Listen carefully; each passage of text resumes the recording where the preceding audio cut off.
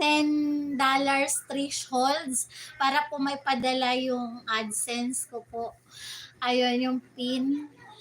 Okay na po siya, meron na pong nagbigay, nagpalipad, ayun po. Okay na po siya. Kaya ang hinihintay ko na lang po ngayon na ma-fill upan yung pong ano, bank account number kung saan po papasok yung sahod.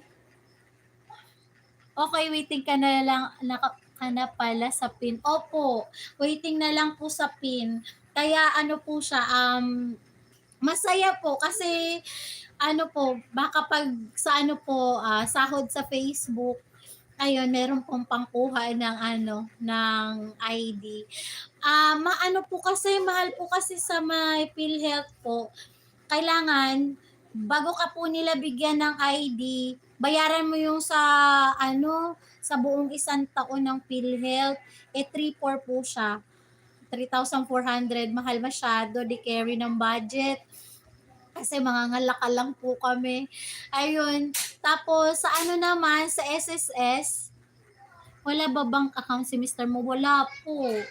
Wala po kami nun eh. First time nga po namin magkakaroon ng ATM kapag ka po nakakuha. Ayun. Sabi ko pa nga pong gano'n, paano ba ginagamit yun? Hindi ako marunong. Sabi ko gano'n.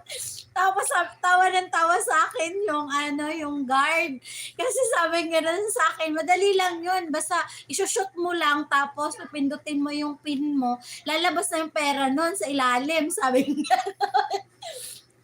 Pero bago yon mag-provide ka muna ng valid ID, sabi niya gano'n.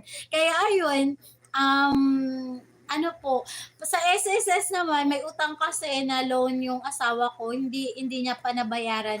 Last 2005 pa, kaya malaki na yung tubo nun sa SSS. So kailangan daw bayaran muna yun bago kami bigyan ng ID. Hindi rin namin mababayaran kasi ang laki-laki nun, 20,000. Tapos yung tubo pa, ano yung principal amount pala yung 20, tapos yung tubo pa, 2005 pa po yun, kaya ang laki na ng tubo nung sigurado. Tapos, sa ano naman, driver's license, wala din yung asawa kong driver's license. Tapos pag kumuha ka, nasa 6K naman.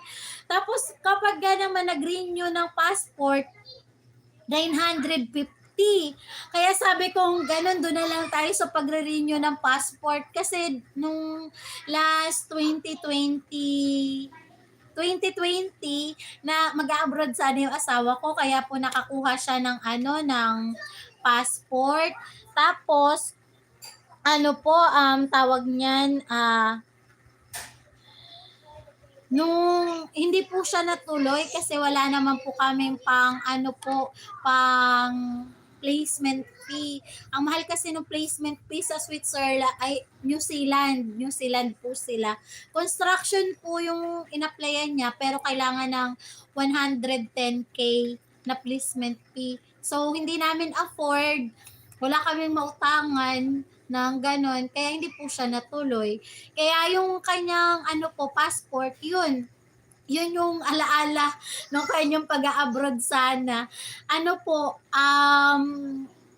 pag ni-renew siya, 950 daw po siya, tapos 2 weeks bago i-release. Kaya sabi kong ganun, mas okay yung passport kasi mas mura, 950, kaysa doon sa driver's license na 6K.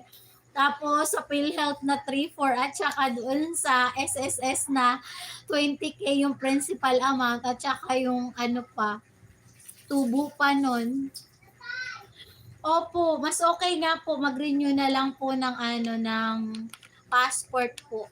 Tapos dahil nandito po kami sa Nueva Ecija, sa ano po siya kukuha, sa Pampanga po, na DFA, ayun.